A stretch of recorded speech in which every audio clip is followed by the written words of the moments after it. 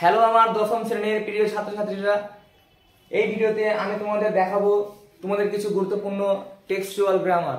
এই গ্রামারগুলো থেকে তোমাদের এই বছর পরীক্ষায় আসতে পারে। ওকে, তো তোমরা এই ভিডিওটা সম্পূর্ণ দেখবে, স্কিপ করবে না।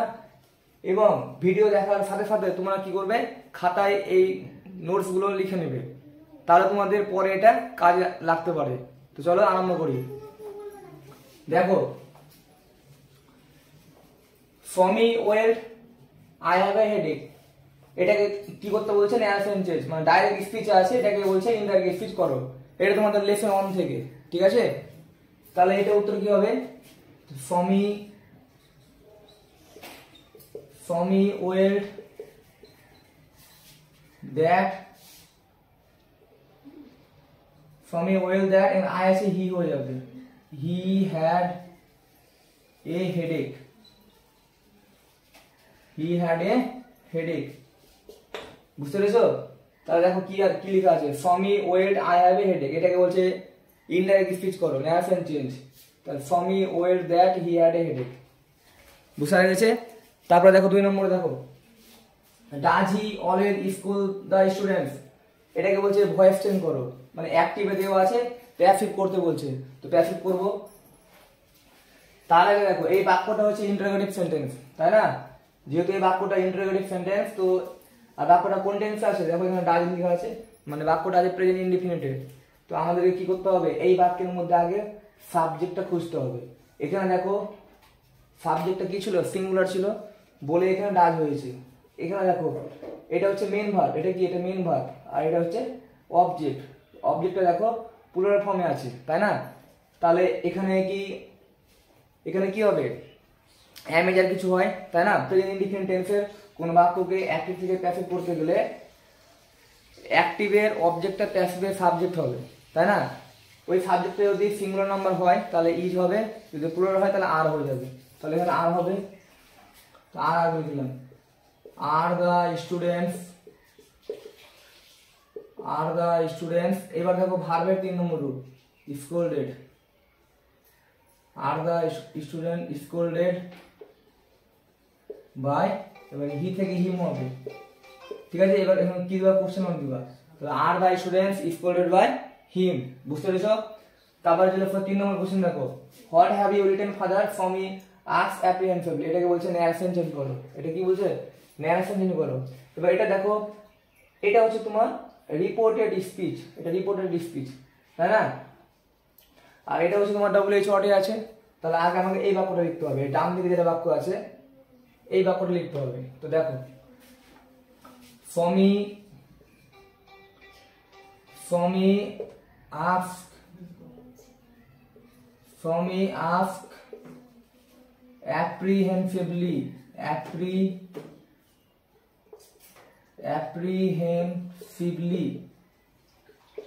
apprehensively that, এখানে দ্যাট হবে না, এখানে দেখো WH ওয়ার্ডটা লিংক করবে। তাহলে ফমি ask apprehensively his father,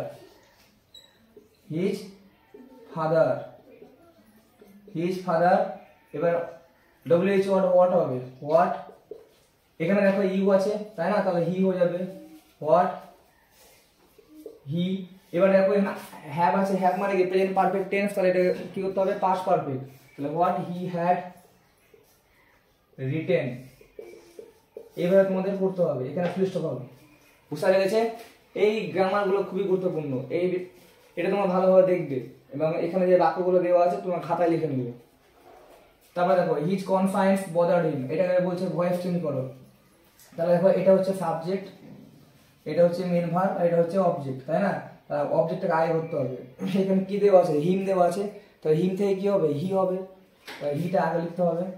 বাক্যটা কোন টেন্সে আছে, পাস্ট ইনডিফিনিটে, তাই না? তো পাস্ট ইনডিফিনিটে কি করতে হয়, সাবজেক্ট এবারে ওয়াজ ওয়্যার, অ্যাক্টিভ থেকে প্যাসিভে আসতে গেলে। তো দেখো সাবজেক্ট হি হলো, হি এর পরে কি হবে, ওয়াজ, তাহলে হি ওয়াজ bothered,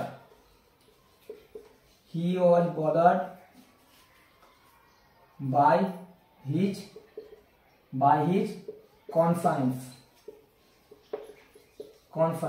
বুঝতে পেরেছো? অথবা এখানে আমি উইথও লিখতে পারি, হি ওয়াজ বদার্ড উইথ হিজ কনফাইন্স। ওকে, তারপরে দেখো সমিয়েল ওয়াজ টিচিং অ্যারিথমেটিক, এটাকে বলছে ভয়েস ট্রেন করো। তাহলে খুবই খুবই সহজ। বাক্যটা কোন টেন্সে আছে? বাক্যটা দেখো তোমার, বাক্যটা আছে পাস্ট কন্টিনিউয়াসে। সমিয়েল ওয়াজ টিচিং অ্যারিথমেটিক, এটা হচ্ছে পাস্ট কন্টিনিউয়াসে আছে, তাই না? তাহলে এটা হচ্ছে কি মেন ভার্ব, এটা হচ্ছে অবজেক্ট, তাহলে এটা আগে হবে। তো অ্যারিথমেটিক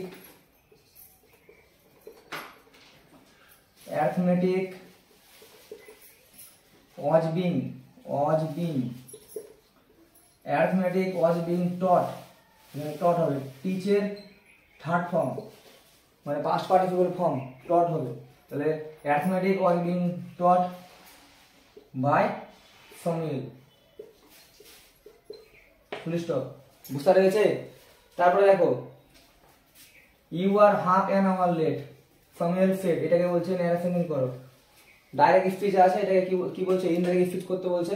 তাহলে করবো দেখো, তো এটা আগে হবে সমিয়েল। এখানে দেখো you are half an hour late, এই বাক্যটা হচ্ছে তোমার অ্যাফার্মেটিভ সেন্টেন্স, তাই না? আর বাক্যটা তোমার এটা হচ্ছে রিপোর্টেড স্পিচ, আর এটা স্পিকার, এটা রিপোর্টিং ভার্ব, তাই এটা আগে হবে। তাহলে সমিয়েল said that, এবার সমিয়েল কাকে বলছে? ওর ছাত্রকে বলছে, তাহলে হি হয়ে যাবে। Samuel said that he was half an hour late, বুঝতে পেরেছো? তারপরে দেখো, তারপরে কোশ্চেন দেখো, it was an agonizing work, এটাকে বলছে rewrite it using noun form, মানে এই বাক্যের মধ্যে এটা হচ্ছে তোমার অ্যাডজেক্টিভ ফর্ম, তাই না? এই ওয়ার্ডের নাউন ফর্ম কি হবে? অ্যাগনি হবে। তাহলে লিখতে হবে it was a work of agony, ওকে। তারপরে দেখো it was সরি, এটা অ্যান হবে, এখানে অ্যান হবে। তো it was an agonizing work, এটাকে বলছে rewrite it using adjective clause, এটাকে অ্যাডজেক্টিভ ক্লজ দিয়ে বাক্যটাকে লিখতে বলছে। তো লিখবো দেখো, it was a work which, দেখো এটা কোন টেন্সে আছে? পাস্ট টেন্সে। তাহলে which was agonizing, বুঝতে পেরেছো সবাই?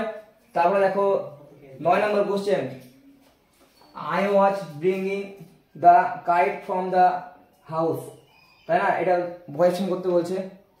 তোমাদের যেটা গল্প আছে টেক্সচুয়াল দ্য কাইট, ওখান থেকে এটা নেওয়া হয়েছে। দেখো তাহলে এটা হচ্ছে সাবজেক্ট, এটা মেন ভার্ব, এটা হচ্ছে অবজেক্ট, আর এটা এক্সট্রা, ঠিক আছে? তো দ্য কাইটটা আগে হবে, দ্য কাইট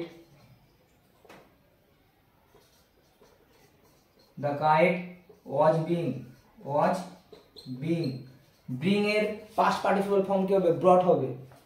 দেখো ব্রট, BROUGHT, the kite was being brought by me, I থেকে মি হবে, from the house, এটা হচ্ছে অ্যানসার, ঠিক আছে?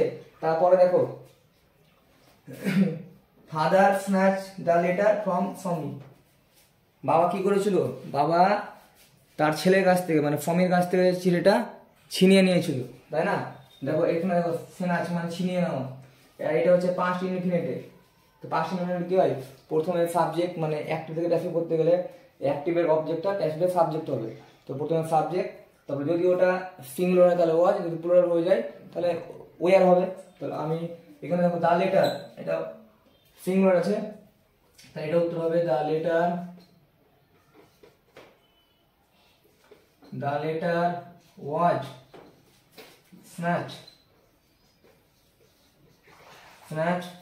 the letter was snatched by father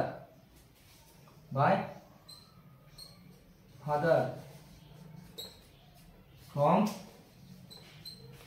Swami, ওকে। তাহলে এটা হচ্ছে কি আজকে আমি তোমাদের এই ভিডিওতে কিছু গুরুত্বপূর্ণ গ্রামার ছিল টেক্সচুয়াল, ওগুলো আমি তোমাদের দেখালাম। তো আমি এর পরের ভিডিওতে পরের যে গ্রামারগুলো আছে টেক্সচুয়াল ওটা তোমাদের দেখাবো। তো তোমরা অবশ্যই এখানে যে ভাষাগুলো দেওয়া আছে, কোশ্চেনগুলো দেওয়া আছে, তোমার খাতায় কপি করে নিবে, তাহলে তোমাদের এটা ভবিষ্যতে কাজে লাগবে।